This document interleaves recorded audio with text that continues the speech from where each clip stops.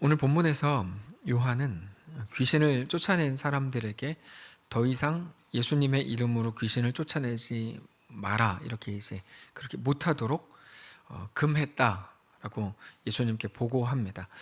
요한이 그렇게 한 이유는 자기들 우리를 따르지 않았기 때문이다, 이렇게 이제 예수님께 보고하죠.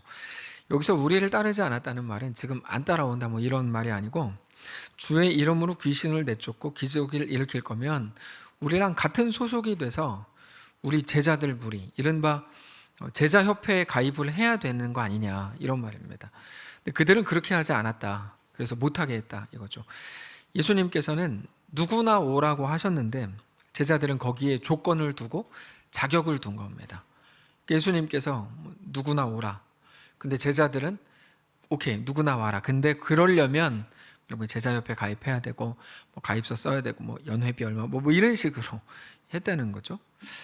자기가 뭐길래 예수님께 나오는 거를 못 오게 합니까? 그럴 수 없습니다. 근데 사실 제자들에게는 기적에 대한 트라우마가 있었습니다. 우리가 아는 것처럼 제자들은 얼마 전에 귀신 들린 아이를, 예수님 변화산에 올라가셨을 때 일이죠, 귀신 들린 아이를 쫓아내달라고 이제 제자들에게 왔는데 그거를 못했죠, 제자들은.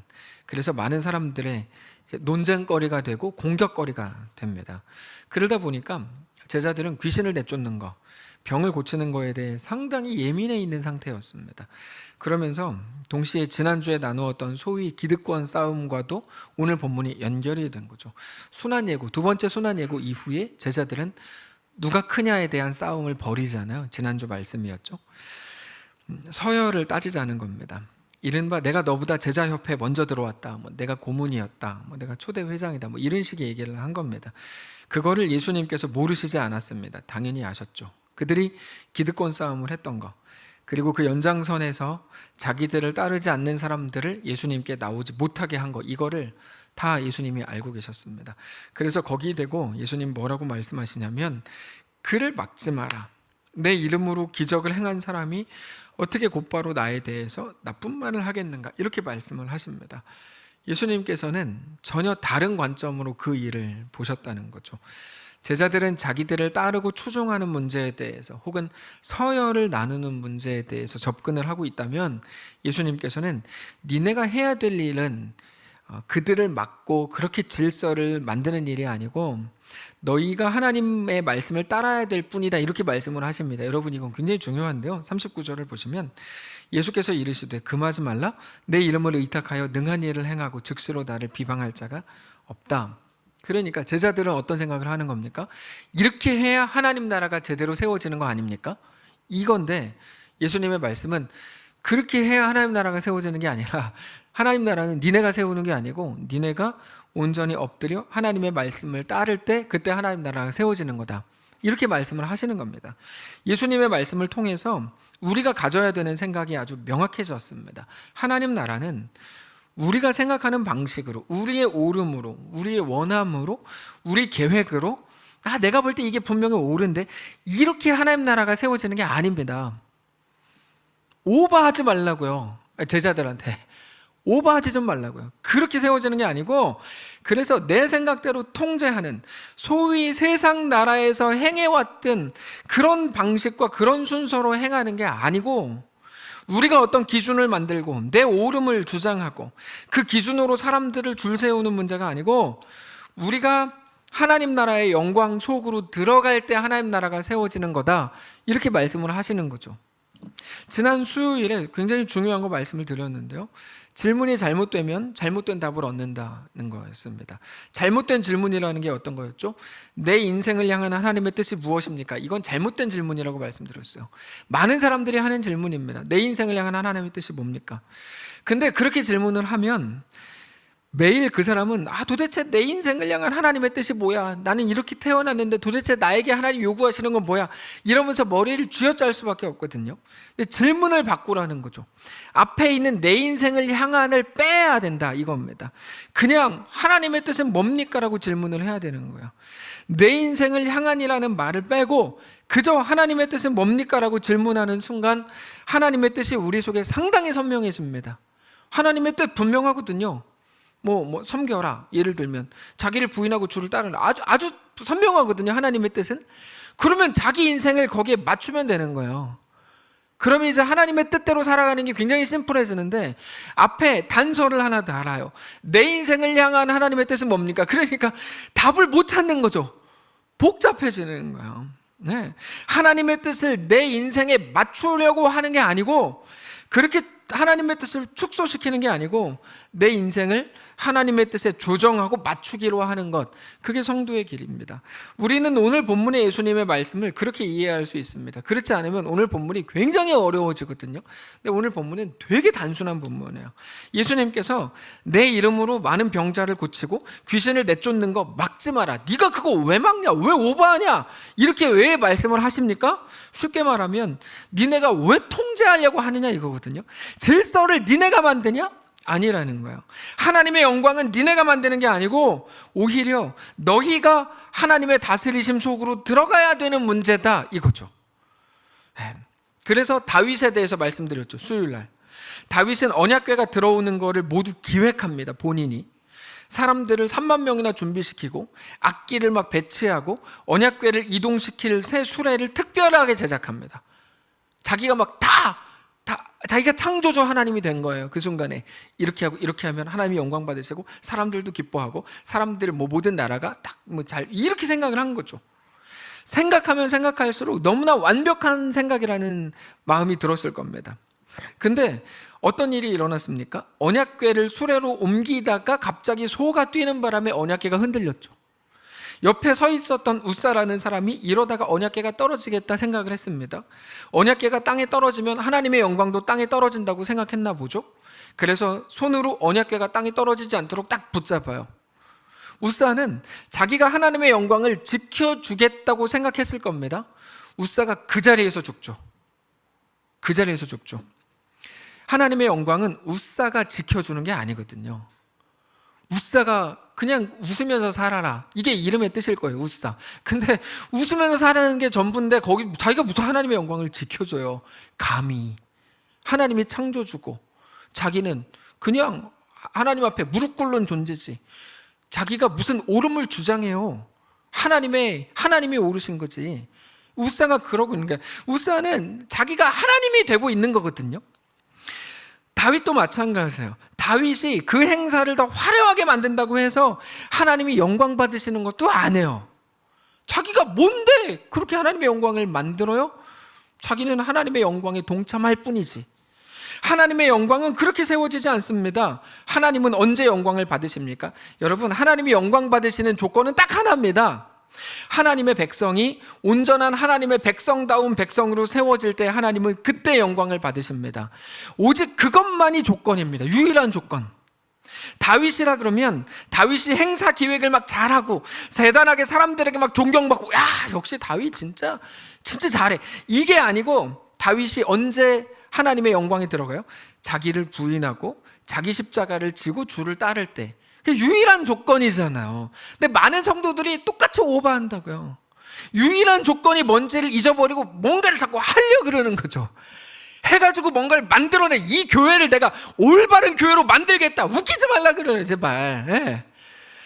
하나님께서 온전한 교회로 세우는 유일한 방법은 내가 죽고 내가 자기를 부인하고 십자가를 지고 주를 따르는 것밖에 없는 거예요. 근데 거기서 뭔가를 자기가 자꾸 하려고 그러는 거죠. 그러니까 자꾸 망가지는 거예요. 분열이 뭡니까? 디비전이라고 그랬죠. 두 개의 비전. 옳다고 하기 때문에 망치는 겁니다. 뭐가 옳음입니까? 내가 자기를 부인하고 자기 십자가를 지고 주를 따르는 자가 되는 것밖에는 조건이 없는 거죠. 하나님께서 다윗이 온전한 하나님의 백성이 될 때 유일하게 하나님이 영광을 받으시는 거예요. 괴가 땅에 떨어져도 상관없어요. 하나님이 알아서 하실 거예요. 그거를 웃사가 뭐라고 딱 자기가 손을 막습니까? 그래서 죽는 거예요. 하나님께서 다윗을 받으시면서 이렇게 말씀하실 작정입니다. 나는 너도 받는다. 내가 너까지도 하나님의 백성으로 삼는다. 나는 창조주다. 나는 너에 대한 영원하고도 유일한 구원자다. 그게 하나님의 영광입니다. 하나님의 영광은 사람이 만드는 게 아니에요. 네가 1등을 해 하나님이 영광 받으시지 뻥입니다. 하나님의 영광은 그렇게 세워지지 않는다고요. 오늘 본문에서 제자들은 자기가 더 높이 올라가고 싶었습니다. 인정받고 싶었고 칭찬받고 싶었습니다. 그래서 통제를 하려는 거죠. 질서라는 이름으로 통제를 하려는 거야. 이게 아주 못된 습관이죠. 네, 아주 못된 습관입니다. 당신 그렇게 하면 안 되고 저렇게 해야 되고, 우리는 원래 이런 식으로 해왔고, 우리 교회는 원래 이랬고. 아니, 교회가 40년밖에 안 됐는데 원래가 어딨냐고, 도대체. 원래가 어딨냐고요. 네? 당신은 마땅히 우리를 따라와야 되고, 이게 제자들이 내세웠던 통제거든요. 근데 먼저 자기들이 다른 사람에게 말을 했는데 그들이 제자들의 말을 안 듣는 것 같으니까 예수님께 고발하려고 나온 거예요, 제자들이. 근데 예수님께서는 그들이 가진 하나님 나라에 대한 그들의 관점을 완전히 바꾸시죠. 40절. 우리를 반대하지 않는 자는 우리를 위하는 자니라. 지금 한국교회가 도덕주의에 빠져 있죠. 그래서 더 도덕적인 것으로 세상에서 인정받고 싶어서 안달이 났습니다. 한국교회가 난리가 났죠. 복음에서 완전히 멀어져 버렸죠. 우리가 해야 될 일은 뭡니까? 단순합니다. 자기를 부인하고 자기 십자가를 지고 주님을 따르는 거예요. 여기서 막 뭔가를 우리 뭐 도덕적으로 막 나라로 이게 외치는 게 할 일이 아니고, 내가 죽고 예수가 사시게 하는 것, 그게 전부거든요. 근데 너무 옳은 사람들이 꽉 차 있어요. 옳은 걸로. 교회가 아닌 거죠. 사실 제자들이 가졌던 마음은 경쟁이었습니다. 오름에 대한 경쟁일 수도 있고요, 더 높아짐, 더 칭찬받고 더 좋은 자리, 더 우위를 점하는 겁니다. 그래서 우리는 되고 너희는 안 된다. 자, 구분 짓는 거 좋아하잖아요. 한국교회도 뭐 여러 가지로 구분 짓죠. 네. 너희는 우리처럼 예수님과 가깝지 않으니까. 그러나 너희가 우리 쪽으로 온다면 그러면 가능하다. 대신 그러려면 우리 밑으로 들어와서 통제를 받아야 된다. 뭐 이런 겁니다. 그러니까 지금 중심이 자기 자신인 거죠. 그래서 오늘 본문이 지난 본문의 연장선에 있는 겁니다. 지난 본문이 뭐였는데요? 누가 크냐의 문제였잖아요. 누가 크냐. 그러나 하나님 나라에는 어떤 경쟁도 없습니다. 하나님 나라는 더 높아짐도 없고 인정받을 것도 없습니다. 다른 사람과 경쟁하는 문제가 절대 아닙니다. 내가 옳고 저 사람이 틀렸으니 이런 문제가 아닙니다. 하나님 나라는 오히려 자기가 죽는 방식으로만 다른 사람과 화합할 수 있게 되는 문제인 겁니다. 이게 오늘 본문이에요. 그래서 내가 먼저 하나님의 백성이 되는 문제라는 것을 여러분 알아야 됩니다. 지난주에 잠깐 말씀을 드렸죠. 이 설교는 그 사람이 들어야 되는데, 그거는 이제 문제가 있는 거예요. 그건 문제가 있는 거예요. 예. 내가 먼저 하나님의 백성이 되는 문제거든요. 그래서 신앙의 문제는 시대의 문제도 아니고 상황과 환경을 핑계할 문제도 아닙니다. 시대가 이래서 내가 신앙을 못한다고요? 그런 건 없습니다. 그거는 전형적인 뻥입니다. 누가 어떻게 해서, 그런 문제가 아닙니다. 그게 가장 중요한 문제였다면 초대교회 성도들의 순교를 설명할 길이 없다고 말씀을 드렸죠. 많은 사람들이 시대를 핑계하지 않습니까? 시대가 이래서 신앙을 못한다. 그런 게 어디 있어요? 시대가 그러면, 우리를 억압하면 신앙이 더 잘 되는 거죠. 내가 죽고 예수가 사는 게 그때야말로 해볼 기회죠. 뭐 편안하게 하면 신앙이 됩니까? 그런 건 아니죠. 오히려 지금 시대가 만만치 않은 시대이기 때문에 신앙하기에 더 좋을 수도 있죠. 제자의 길이 더 분명해지고 있기 때문입니다. 누구는 뭐 2년 동안 내내 회사에서 교회 간다는 얘기를 안 하고 속이고 교회에 나오잖아요. 얼마나 좋은 기회입니까? 신앙할 수 있는? 그렇지 않습니까? 동의를 구하는 게 아니에요. 그렇다고요. 그렇게 우리가 어디에 있든지 거기서 하나님 앞에 굴복하고 순종하고 더 나아가 충성하는 문제라는 것을 여러분 알아야 됩니다. 우리에게 요구하신 제자도, 제자의 길이라는 게 바로 그겁니다. 제자도는 딱 하나죠. 뭡니까? 자기를 부인하고 자기 십자가를 지고 주님을 따르는 거죠. 그게 제자도입니다. 요즘 아침 경건회를 통해서 나누고 있는 고린도전서 12장 13장의 은사와도 맥을 완전히 같이 합니다. 은사는 신비하고도 특별하게 보이는 어떤 신적 능력이 아닙니다. 한국교회의 어떤 분파에서 자꾸 은사를 되게 촌스러운 걸로 만들어놨는데요, 은사는 그런 게 아닙니다. 은사에 대해서 성경을 잘 몰라서 그렇게 얘기할 수는 있는데 그렇게 하면 안 됩니다. 은사는 하나님께서 하나님의 뜻대로, 하나님의 원하심대로 그의 백성들에게 알아서 나누어 주시는데, 은사를 주시는 목적은 딱 하나죠. 섬김과 유익입니다. 은사는 반드시 섬기라고 주시는 거야. 그래서 은근히 은사를 자랑하거나 다른 사람의 모습을 보면서 나도 저런 은사를 가지면 좋겠다라고 부러워하는 것 자체가 어리석은 생각입니다. 그건 은사를 하나님이 왜 주셨는지를 모르는 태도거든요. 은사는 오직 섬김을 위해 주신 겁니다. 그 사람처럼 할 수 없다고 해도 생각해 보세요. 섬기는 거는 누구든지 얼마든지 할 수 있어요. 그게 바울이 말하는 거야. 그래서 가장 큰 은사가 사랑인 거죠. 사랑인 이유가 바로 거기 있는 거예요. 가장 큰 은사가. 그 능력이 없어서 섬기지 못한다고, 야, 그 말도 안 되는 소리다. 능력이 없어도 사랑은 할 수 있다. 이게 고린도전서 13장입니다. 사랑은 대단한 미사오구의 말이 아니다. 사랑은 어떤 돈으로 하는 것도 아니다. 사랑은 능력으로 하는 것도 아니다. 내가 유산을 많이 남겨주면 그게 사랑한다고 생각하는 건 모질이들의 생각이다. 유산은 남기지 마라. 이건 제 말이죠. 유산은 남기지 마라. 제발 애들 인생 망칠 생각을 좀 하지 마라. 유산은 남기지 말고 제발 사회에 환원해라. 이거는 성경은 아닙니다. 하여튼 모질이들의 생각이다. 사랑은 오랜 견딥니다. 참아주는 거고 품어주는 거다. 그건 너도 할 수 있다. 이게 고린도전서 13장입니다. 근데 세상에서의 섬김은 누가 합니까? 종이 주인에게 합니다. 낮은 자리에 있으니까 자기보다 높은 상대에게 하는 게 섬김입니다. 근데 하나님 나라에서는 정반대입니다. 하나님께서는 강한 자가 약한 자에게 하는 게 섬김이라고 말씀을 하십니다. 대표적인 그림이 가정입니다. 부모가 어린 자녀를 섬겨줍니다. 밥을 지어주고 필요하면 떠먹여줍니다. 어린아이가 어릴 때는 대소변까지 채워줍니다. 부모가 일해서 번 돈을 자녀들에게 그냥 공짜로 줍니다. 달라 그러면 주고 더 달라 그러면 더 줍니다. 그러다가 부모가 나이 드시고 자녀가 커면 자녀가 더 강해지잖아요. 그럼 자녀가 부모를 봉양하는 거죠. 이게 이제 마땅한 모습인데 이런 것들이 다 섬김입니다. 강한 자가 약한 자를 섬기는 거거든요. 하나님 나라의 섬김이 반영된 거죠. 은사를 가진 자, 더 있는 자가 없는 자들을 깔보고 무시하고 교만 떠는 게 아니고 그들을 섬기는 게 하나님 나라죠. 그게 하나님 나라죠. 잘난 척하지 않는 거고 더 위하고 더 섬기라고 주시는 선물이 은사입니다. 거저 받았으니 거저 섬기는 게 당연하죠. 근데 한국교회 병폐 중에 하나는 뭐였습니까? 은사를 받은 자들이 목소리를 깔았다는 게 문제죠.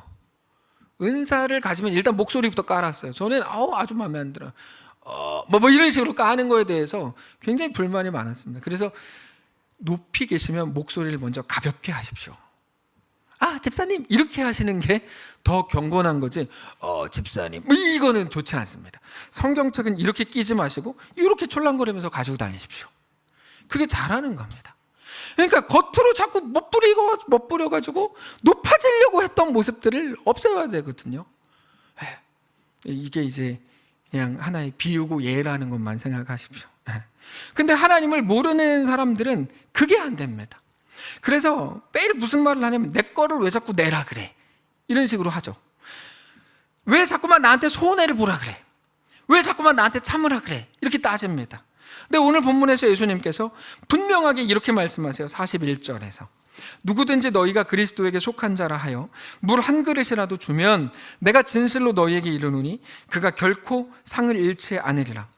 내 인생을 향해 하나님의 뜻이 무엇입니까? 라고 가르쳐달라고 소리치는 게 아니고 하나님의 뜻에 자기 인생을 맞추려는 모습이 섬김입니다. 물 한 그릇을 왜 줍니까? 여유가 있으니까? 아니요, 자기 것을 내어주는 거거든요.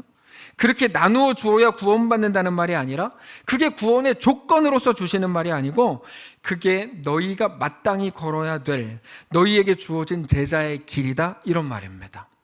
제자의 길이에요. 더 정확하게 말하면 우리에게 주어진 모든 길을 그 마음으로 그 방식으로 걷는 게 성도의 길인 거죠.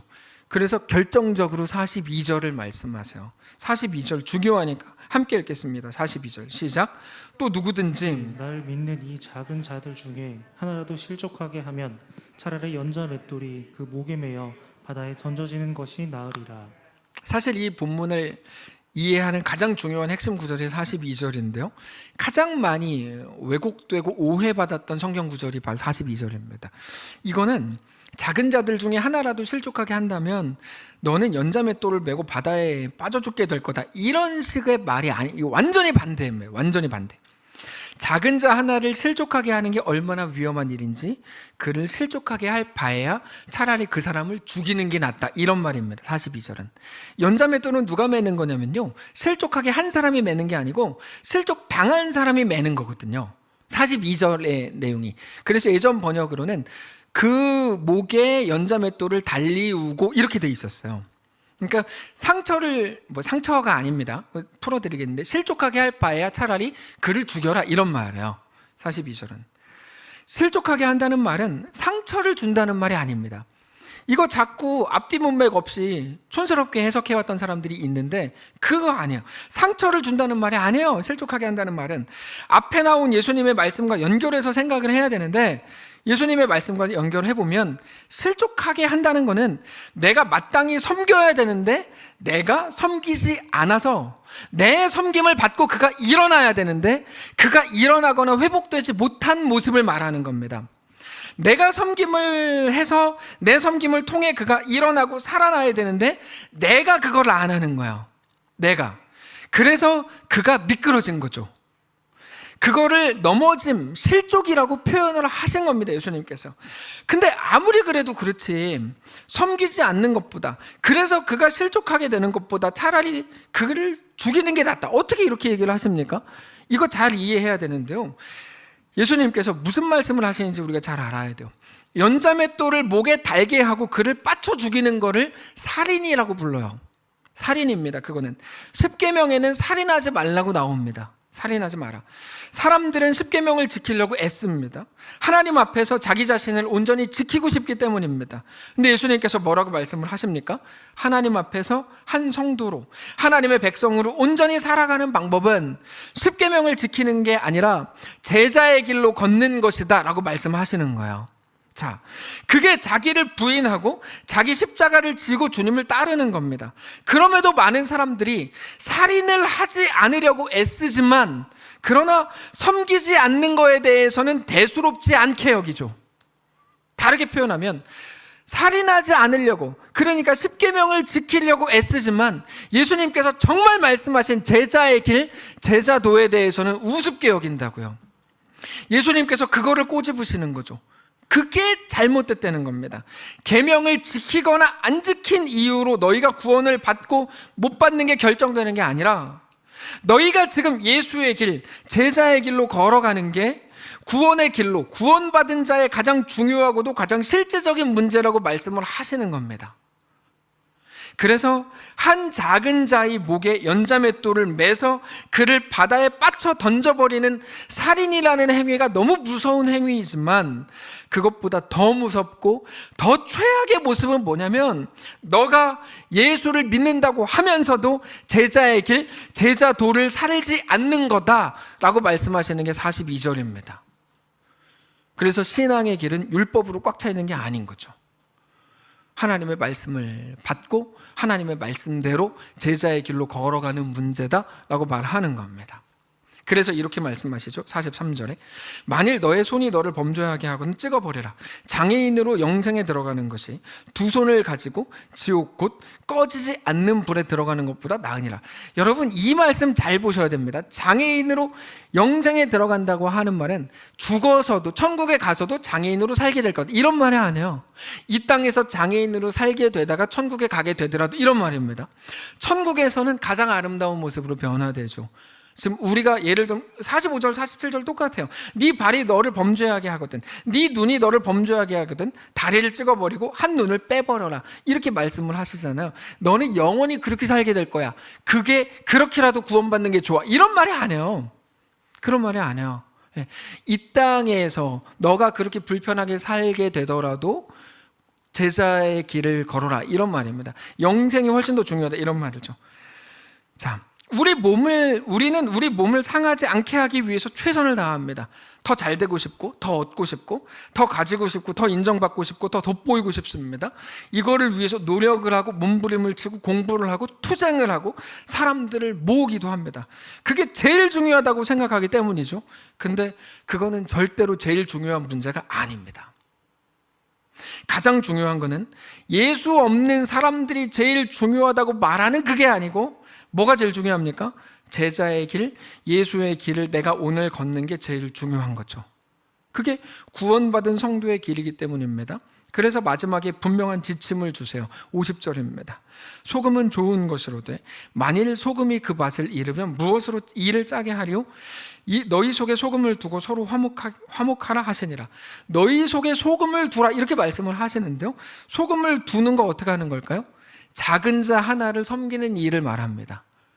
소금을 두라 이거야. 그게 소금이 자기 존재를 갖는 겁니다. 자기의 길을 걷는 겁니다. 그게 섬김이죠. 소금이 그 맛을 잃으면 아무 쓸모가 없게 되죠. 결국 그 문제입니다. 제자도 제자의 길이죠. 너무 분명해졌어요. 오늘 본문이 우리에게 말하는 게. 우리가 이 제자의 길에 대해서 깊이 생각해야 됩니다. 우리는 자주 기독교 신앙에 대해서 심각하게 오해해 왔습니다. 그 중에 하나가 가장 큰 게 승리주의입니다. 승리주의. 하나님이 함께 하시면 내가 반드시 승리한다 이건데, 그 말은 맞습니다. 하나님이 함께 하시면 우리는 승리하죠. 근데 그 승리가 무엇인지에 대해서 다 거짓말을 해왔어요.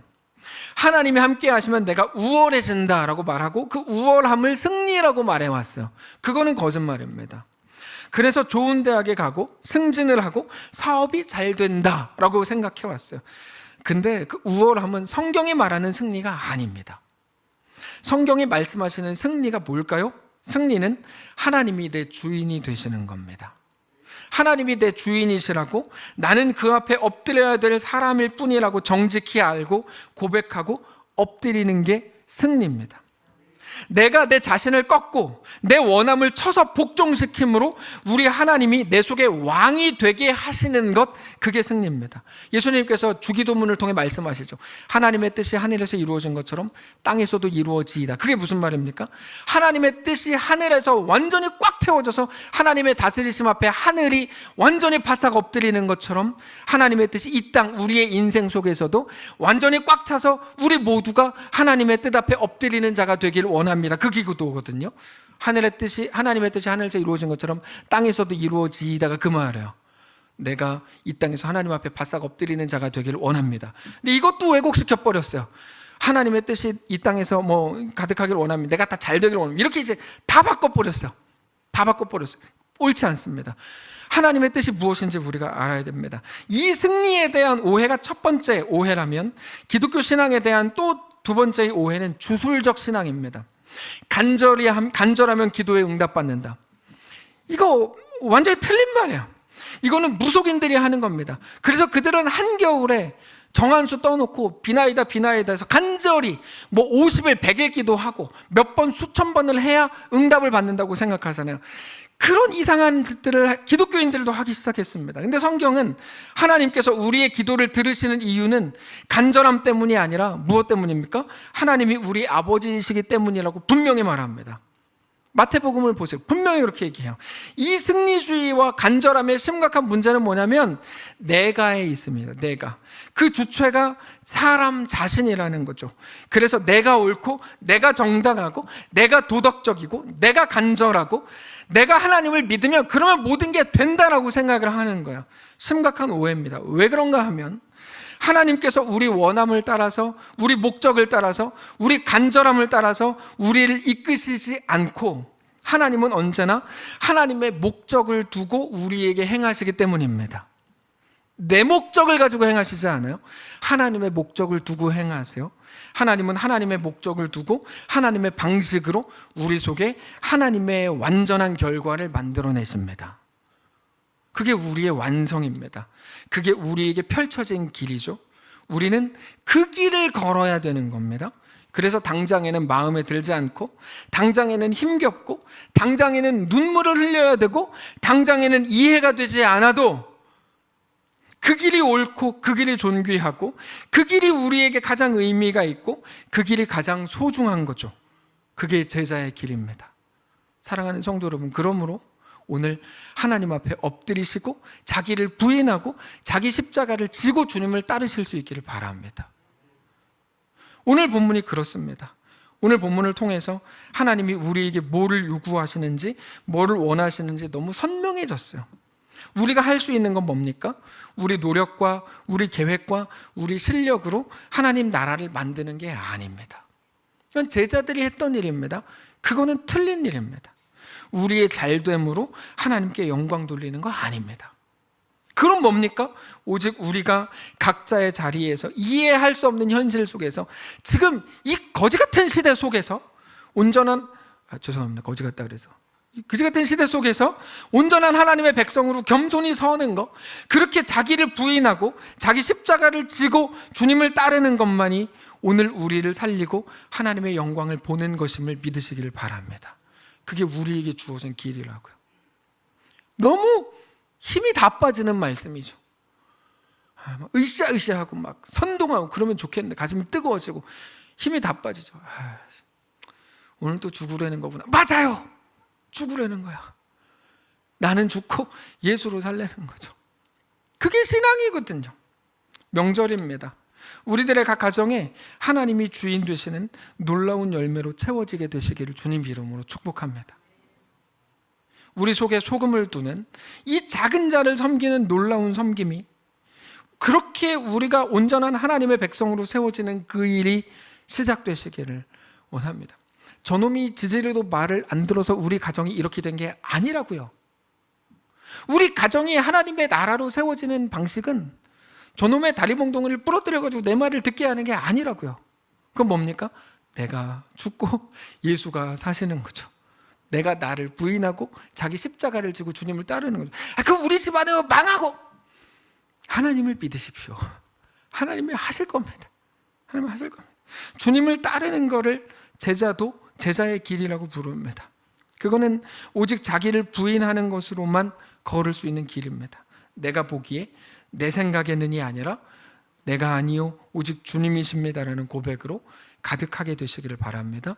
그렇게 내가 죽는 방식으로 우리의 삶이 가득 채워진다면 그게 온전한 하나님의 백성들로 세워지는 길인 것을 깨달아 오늘 또다시 우리 주님 앞에 그렇게 살아가는, 그렇게 제자의 길을 걷는 거룩한 주의 성도들 되시기를 축복합니다.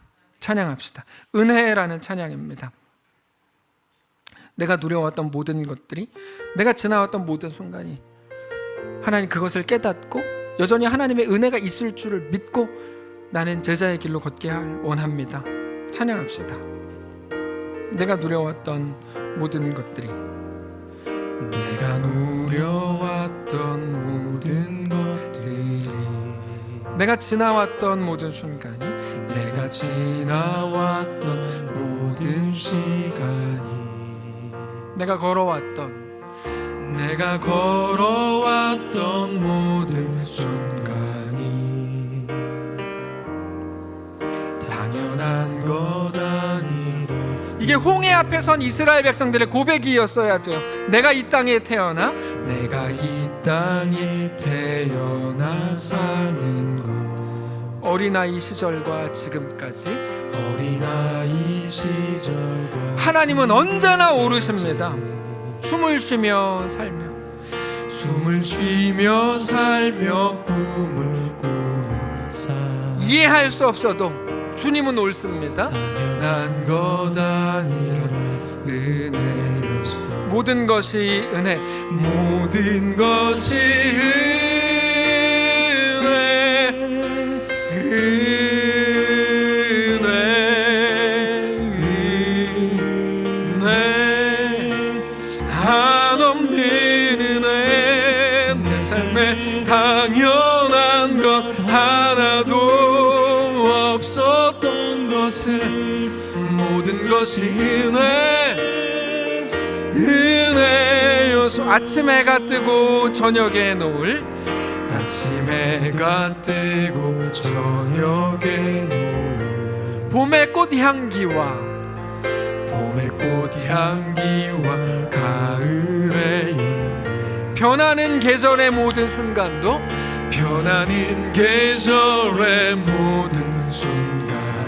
당연한 것 아니라 은혜였소. 당연한 것 아니라 은혜였소. 내가 하나님의 자녀로 살며,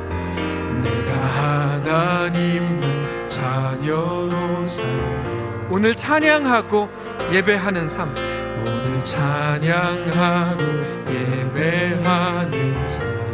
복음을 전할 수 있는 축복이,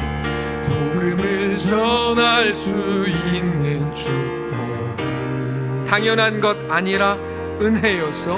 당연한 것 아니라 은혜. 다 같이 고백합시다.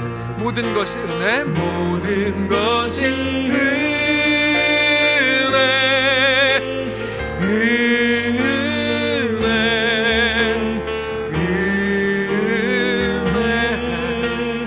한없는 은혜. 내 삶에 당연한 것 하나도 없었던 것을 모든 것이 은혜. 다시 한번 합니다. 모든 것이 은혜, 모든 것이 은혜, 은혜,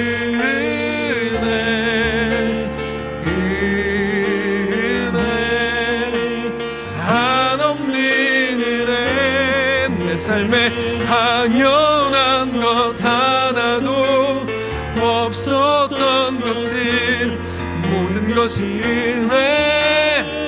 우리 다 같이 눈 감고 다시 한번 합니다. 모든 것이 은혜, 모든 것이 은혜, 은혜, 한없는 내 삶에 당연한 것 하나도 없었던 것을 모든 것이 은혜였소. 은혜였소. 우리 눈 감은 채로 잠시 기도하기를 원하는데요, 이스라엘 백성들이 하나님의 은혜 10가지 기적 같은 10가지 은혜로 이제 애굽을 빠져나갑니다. 그리고 처음 만난 게 홍해죠. 그때 외쳤던 게 뭔 줄 아세요? 우리를 여기까지 끌고 나와서 죽일 셈이냐 하였어요. 그때 그들이 고백했어야 되는 건 모든 것이 은혜입니다. 지금 내 눈에 이해되지 않아도 이 홍해 앞에서도 하나님이 행하실 것을 믿습니다. 그 고백이었어요. 그들이 홍해를 가르고 광야로 나갑니다. 먹을 게 없었어요. 그때 그들이 했던 건 뭡니까? 우리를 여기까지 꺼내와서 죽일 셈이냐였어요. 그때 그들이 고백했어야 되는 건 뭡니까? 내가 걸어왔던 모든 순간이 당연한 것 아니고 은혜였소였죠. 하나님이 오늘 우리에게 뭘 요구하실까요? 말씀대로 죽으라고요? 자기를 부인하고 그 제자에게를 가라고요? 호구되고 등신대라는 거예요? 그게 아니에요. 모든 것이 은혜였음을 고백하고 내 오늘의 순간에도 하나님이 함께 하심을 믿습니다. 그 고백이에요. 우리 이 시간에 조용히 묵상하면서 기도하기를 원하는데, 하나님, 내가 살아왔던 모든 것을 주님의 은혜였음을 고백합니다. 네, 내가 주님 말씀대로 살아보겠습니다. 10개 중에 10개 다 하라는 것도 아니에요. 한 개만이라도 해보겠습니다. 하나님, 내 삶에 은혜 베푸실 줄을 믿습니다. 나는 완전하지 않은데 하나님은 완전하시니까요, 그 믿음으로 우리의 오늘을 살아내기를 결정합니다. 조용히 묵상하면서 기도합시다. 기도하겠습니다. 주님 앞에 서기를 원합니다. 딱딱해지고 차가워지고 다른 사람들을 막 통제하려고 했던 그 모습들이 우리의 모습입니다. 아니다. 내가 너를 사랑한다. 너는 너의 길을 걸으면 된다. 내 영광은 네가 신경 쓰지 마라. 내 영광은 내가 알아서 한다. 하나님의 놀라운 은혜 가운데 우리가 그저 거하고 하나님의 역사 안에 감격하는 자들 되기를 원합니다.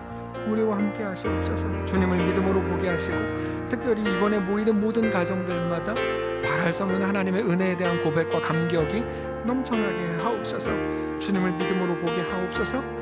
이해되지 않는 현실 앞에서 여전히 행하실 하나님을 믿음으로 엎드리게 하시옵소서. 주님만을 바라봅니다. 하나님, 우리 이해를 따르지 않고 우리 지식을 따르지 않게 하옵소서. 하나님의 완전하심 앞에 엎드리게 하시옵소서.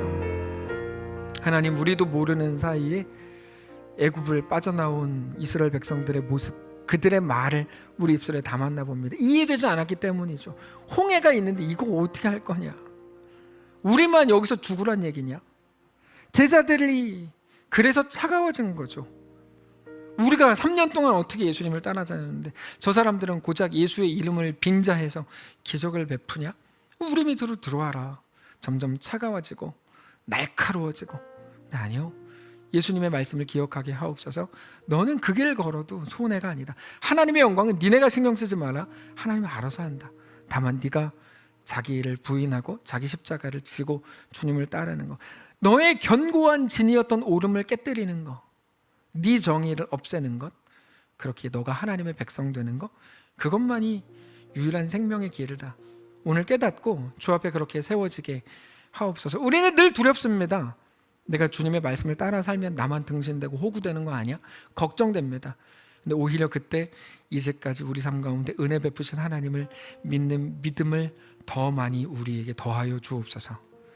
그래서 이번 명절에 오히려 주님의 역사를 기대하고 주님의 은혜를 감격 중에 고백하는 모든 믿음의 가정들 다 되도록 축복해 주시옵소서. 하나님, 우리는 연약합니다. 두렵습니다. 매일 살얼음을 걷는 것 같습니다. 우리 아이가 또 언제 또 이상하게 될지 모르겠고, 우리가 겪는 모든 일들이 언제 어떤 위험에 도사리게 될지 우리는 몰라서 정말 두렵습니다. 근데 어떤 일이 일어나도 이 모든 일이 합력하여 선을 이루실 하나님의 완전하심을 믿는 귀한 명절이 되게 하옵소서. 마지막 시대 내가 너의 믿음을 보겠다고 하시는 하나님 앞에 온전히 나아가 그 감격과 그 멋진 고백으로 꽉 채워지는 모든 믿음의 명문가들 다 되도록 축복하시옵소서. 감사드리며 살아계신 예수님의 이름으로 기도합니다. 아멘. 이제는 우리 구주 예수 그리스도의 은혜와 하나님 아버지의 다함없는 사랑과 성령의 교통인도 역사 위로 함께 하시는 은사가 이 시간 주를 바라보며 예수 안에 허락된 놀라운 그 길을 걷기를 소원하는 사랑하는 모든 성도들 머리머리 위에, 그들의 가정 위에, 심지어 태중에 있는 아기 위에도, 그리고 이번에 명절에 모이게 될 혹은 연락을 주고받게 될 사랑하는 모든 가정들, 모든 권속들, 모든 자녀들 머리머리 위에, 그들의 직장과 사업장과 학교와 모든 공동체, 사랑하는 이 교회 위에 이제로부터 영원까지 함께 계실지어다. 아멘.